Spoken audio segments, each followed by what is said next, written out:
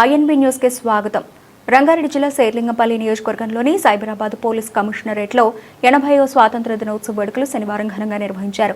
ఈ కార్యక్రమానికి ముఖ్య అతిథిగా Cyberabad police commissioner M Ramesh హాజరయ్యారు. ఈ సందర్భంగా సిపి రమేష్ జాతీయ పతాకాన్ని ఆవిష్కరించి పోలీస్ సిబ్బంది నుంచి గౌరవ వందనం స్వీకరించారు. అనంతరం తెలంగాణ రాష్ట్ర గీతం జై జై హే తెలంగాణ ఆలపించారు. ఈ సందర్భంగా Cyberabad CP doctor M Ramesh మాట్లాడుతూ స్వాతంత్ర్యం సాధించి 80 సంవత్సరాలు పూర్తి చేసుకోవడం ప్రతి భారతీయుడికి గర్వకారణమని సిపి అన్నారు. అనేక దేశాలు స్వాతంత్ర్యం పొందినప్పటికీ రాజ్యాంగ వ్యవస్థ, ప్రజాస్వామ్య విలువలు, చట్టాల అమలులో సమస్యల కారణంగా స్థిరత్వాన్ని సాధించలేకపోయాయని, భారతదేశం మాత్రం బలమైన ప్రజాస్వామ్య రాజ్యాంగ వ్యవస్థతో 80 ఏళ్లుగా స్థిరంగా ముందుకు సాగుతోందని తెలిపారు. వీటన్నిటిపైన కూడా ప్రభావం చూపింది. వాటి ధరలు విపరీతంగా పెరిగిపోయినాయి.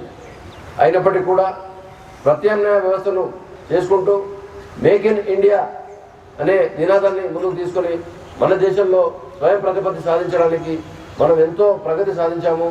ఎన్నో ఇండస్ట్రియల్ హౌసెస్ మన దేశంలో ఈరోజు ఏర్పాటైనాయి.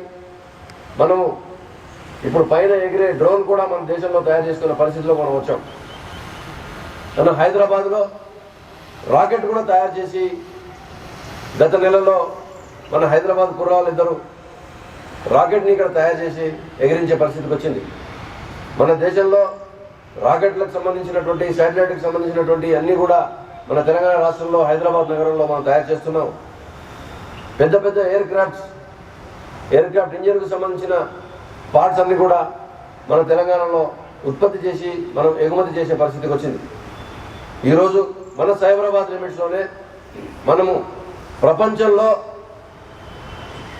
వాడబడే ఔషధాలలో 30% మనం కేవలం సైబరాబాద్ నుంచి ఎగుమతి చేస్తున్నాం. అంటే మీరు ఊహించుకోవచ్చు. అంతేకాకుండా కోవిడ్ సమయంలో ఇదే మన ప్రదేశం నుంచి భారత్ బయోటెక్ అనే సంస్థ ప్రపంచానికి